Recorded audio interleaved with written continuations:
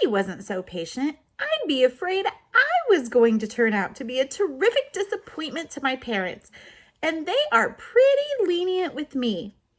If I take a small helping of some vegetables I detest means hate, so she does not like vegetables, and make it up with potatoes, the Van Downs and Mervour in particular can't get over it that any child should be so spoiled.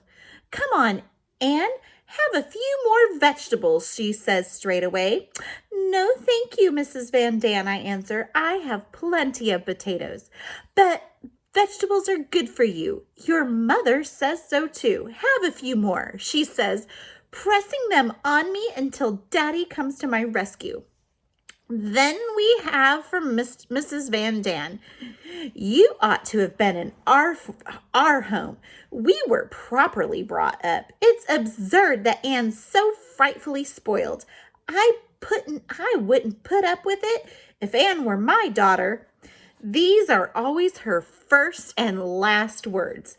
If Anne weren't my daughter, thank heavens I'm not. But to come back with this upbringing business, there was a deadly silence after Miss Van Dam had finished speaking yesterday. Then Daddy said, I think Anne is extremely well brought up. She has learned one thing anyway, and that is to make no reply to your long sermons. As to the vegetables, look at your own plate. Mrs. Van Dam was beaten, well and truly beaten. She had taken a minute helping of vegetables herself, but she is not spoiled. Oh no, too many vegetables in the evening make her constipated. Why on earth doesn't she keep her mouth shut about me? Then she wouldn't need to make such feeble excuses. It's gorgeous the way Miss Van Dam blushes.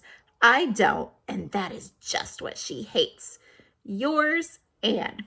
So you can tell that people that are having to live together in close quarters where they aren't allowed to get out, they're getting on each other's nerves just like we do in our own houses, doesn't it? But if you live with other families, see, that's even trickier. Monday, September 28th, 1942. Dear Kitty, I had to stop yesterday, long before I'd finished. I just must tell you about another quarrel. But before I start on that, something else. Why do grown-ups quarrel so easily, so much, and over the most idiotic things? Okay, guys, quarrel means to argue. So obviously there is a lot of arguing going on in this house. Up till now, I thought that only children squabbled, and that wore off as you grew up. Of course, there is sometimes a real reason for a quarrel, but this is just plain bickering. I suppose I should get used to it, but I can't, nor I think I shall, as long as I am the subject of nearly every discussion. They use the word discussion instead of quarrel. Nothing, I repeat, nothing about me is right. My general appearance, my character, my manners are discussed from A to Z. I'm expected by order to simply swallow all the harsh words and shouts in silence, and I am not used to this. In fact, I can't. I'm not going to take all these insults lying down. I'll show them that Anne Frank wasn't born yesterday. Then they'll be surprised, and perhaps they'll keep their mouths shut when I let them see that I am going to start educating them. Shall I take up that attitude? Plain barbarism. I'm simply amazed again and again over their awful manners and stupidity, especially Mrs. Van Dam's. But as soon as I get used to this, and it won't be long, then I'll give them some of their own back and no half measures. Then they'll change their tune. Am I really so bad-mannered, conceited, headstrong, pushing, stupid, lazy, etc., as they all say? Oh, of course not. I mean, I have my faults just like everyone else. I know that, but they thoroughly exaggerate everything. Kitty, if only you knew how I sometimes boil under so many jibes and jeers, and I don't know how long I shall be able to stifle my rage. I shall just blow up one day. Still, no more of this. I've bored you long enough with all these quarrels, but I simply must tell you of one highly interesting discussion at the table. Somehow or other, we got onto the subject of Pim's, Daddy's nickname, extreme modesty. Even the most stupid people have to admit this about Daddy. Suddenly, Miss Van Daan says, I too have an unassuming nature, more so than your husband. Did you ever? This sentence in itself shows quite clearly how thoroughly forward and pushing she is. Mr. Van Daan thought he ought to give an explanation regarding the reference to himself. I don't wish to be modest. In my experience, it does not pay. Then to me, take my advice, Anne. Don't be too unassuming. It doesn't get you anywhere. Mummy agreed with this too, but Mrs. Van Daan had to add, as always, her ideas on the subject. Her next remark was addressed to Mummy and Daddy. You have a strange outlook on life. Fancy saying such a thing to Anne. It was very different when I was young, and I feel sure that it still is, except in your modern home. This was a direct hit at the way Mummy was bringing up her daughters. Mrs. Van Daan was scarlet by this time. Mummy calm and cool as a cucumber. People who blush get so hot and excited, it is quite a handicap in such a situation.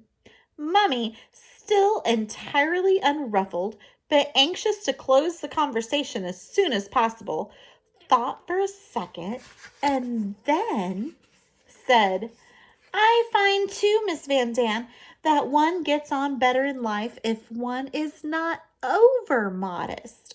My husband now and Margot and Peter are exceptionally modest, whereas your husband and you and I, though not exactly the opposite, don't allow ourselves to be completely pushed to one side. Mrs. Van Daan, but Mrs. Frank, I don't understand you. I'm so very modest and retiring. How can you think of calling me anything else?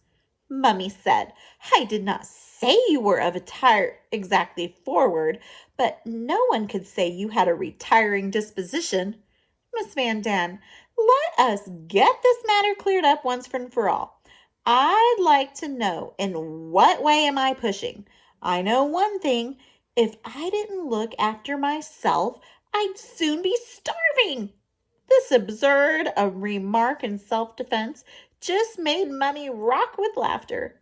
Oh, that irritated Miss Van Daan, who added a string of Dutch-German expressions until she became completely tongue-tied. Then she rose from her chair and was about to leave the room. Suddenly, her eye fell on me. You should have seen her.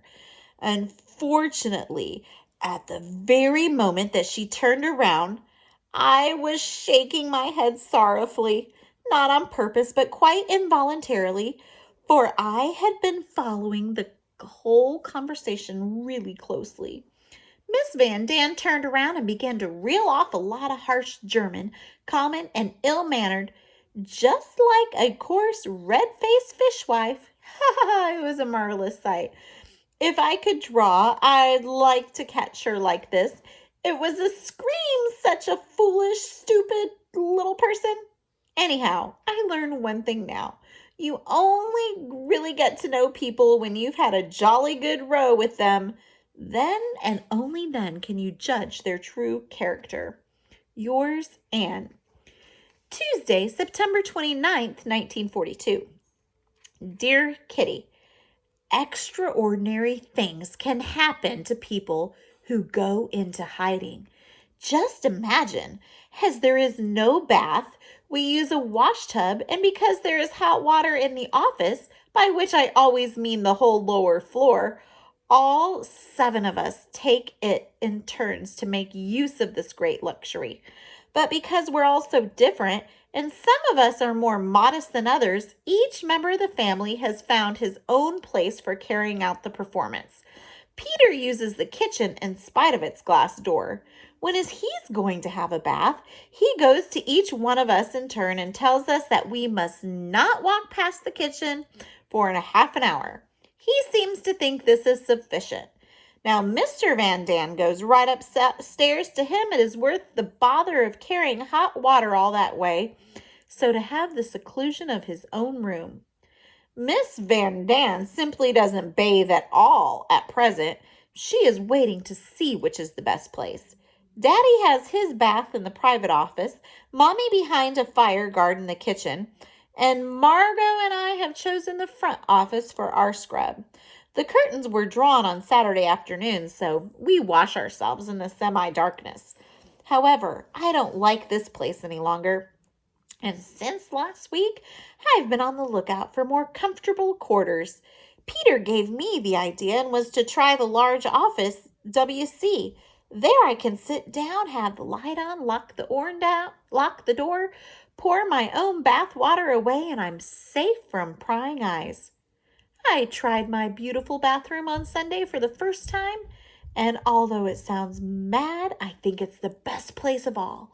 Last week, the plumber was at work downstairs to move the drains and water pipe from the office WC to the passage. This change is a precaution against frozen pipes in case we should have them this winter. The plumber's, let me turn my page, visit was far from pleasant for us. Not only were we unable to get water for the whole day, but we couldn't go to the WC either. Now, it is rather indecent to tell you what we did to overcome this difficulty. However, I'm not such a prude that I can't talk about things. The day we arrived here, Daddy and I improvised a potty for ourselves. Not having a better receptacle, we sacrificed a glass preserving jar for this purpose. During the plumber's visit, nature's offerings were deposited in the jars in the sitting room during the day, and I don't think this was nearly as bad as having to sit still and not talk the whole day. You can't imagine what a trial that was for Miss Quack Quack. I have to whisper on ordinary days, but not being able to speak or move was 10 times worse. And after being flattened by 3 days of continuous sitting, my bottom was stiff and painful. Some exercises at bedtime helped. Yours, Anne. So what they had to do, their water got turned off. So they had to go pee in a jar. And they couldn't even dump it outside because they couldn't go outside. So they had to keep the jar in their living room until the water came back on and they could do something with it. So we're sure lucky we have working bathrooms in this quarantine, aren't we? All right. Talk to you later. Bye-bye.